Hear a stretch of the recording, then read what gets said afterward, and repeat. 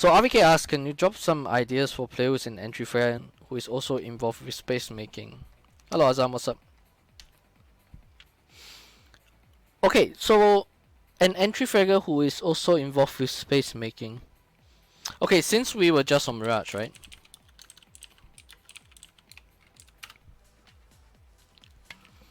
In defaults, okay.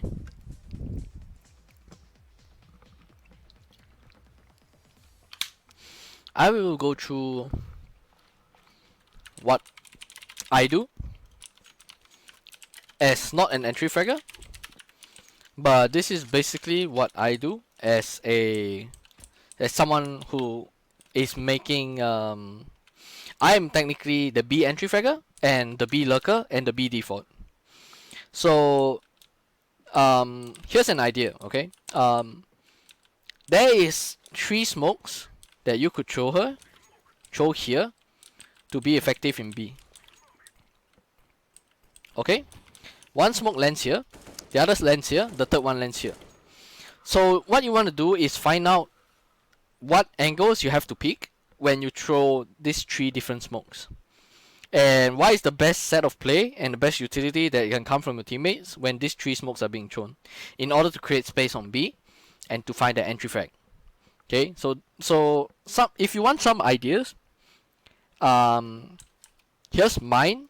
Here's the one I'm most comfortable doing. I throw this smoke, I throw this flash, I throw this molly, and I'm just picking all the common angles, like one by one. Common angle, common angle, common angle, and then common angle. And then I'm just going like being as careful as possible, trying to jiggle pick and find out the location of the enemies in the safest way possible, so that when I actually see him, I'm ready for that fight, and I'm also, if I miss him, I could also go in for the pre-fire. So if for example an enemy is here, I jiggle pick, I see him, I didn't shoot him, he sees me as well, then the next time I'm picking, I'm pre-firing. So if he's actually still watching me, I have a good idea of where his head is gonna be. I have a good fight to like basically pop a headshot on him. So if you're an entry fragger and you're making space, the way to make space is to use your utility in the best possible way that is most suitable for you, and it's a way that you prefer, and take the angles that you're really comfortable at clearing and make sure you clear them thoroughly. And even if you're really uncomfortable clearing a certain angle, you have to learn to do it if you're trying to make space, because if you are like comfortable clearing all the angles up to this point, but you can't clear this angle for shit in your life, like you could not clear it if it meant you were gonna die, then you are gonna die, and eventually you end up creating space for the enemy, because then it's a 4v5. So yeah, I think that's basically what you want to do when you're creating space. You want to be really comfortable with angles, you want to be really good with using your utility, and also you don't have to do it solo. You could always ask your teammate to help you out. Like for example, I could be doing all these things and yada yada etc etc, and if I know where the enemy likes to play, because I've previously done this before and I know all these angles are clear, there's only gonna be a few angles that they could be in. They could be here, they could be here, they could be there, or they could be like sitting on this thing, and one flash would kill all of them, which is basically one of your teammates just popping this flash. It pops right here. Everyone that's watching towards BFs, except for this guy, they're probably gonna be blind, and that's where you can just fucking fly out and then just kill them. Play with a bit of confidence. So yeah, get comfortable with the angles that you need to like create space in the area that you're entry fragging. Get comfortable with the angles. Make sure you're good at utility at that area that you're supposed to be creating space on, and make sure you get your teammates to help you. This is not my server. I need water. Sec.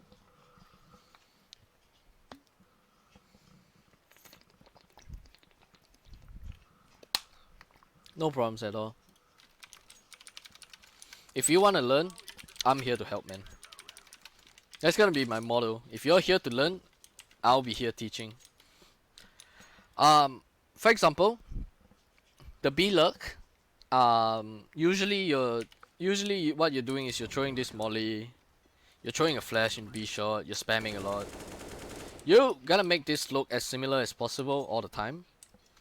So eventually you can ask your teammates to come and throw this molly, ask him to throw this flash, ask him to do that spamming, and then you just start walking into B shot. Make it look like as if it's any other round, that nobody's gonna come to B shot, that you're not coming to B shot yet. And then eventually you're gonna find yourself in this position where no one is contesting you and you have really good positions to hold this.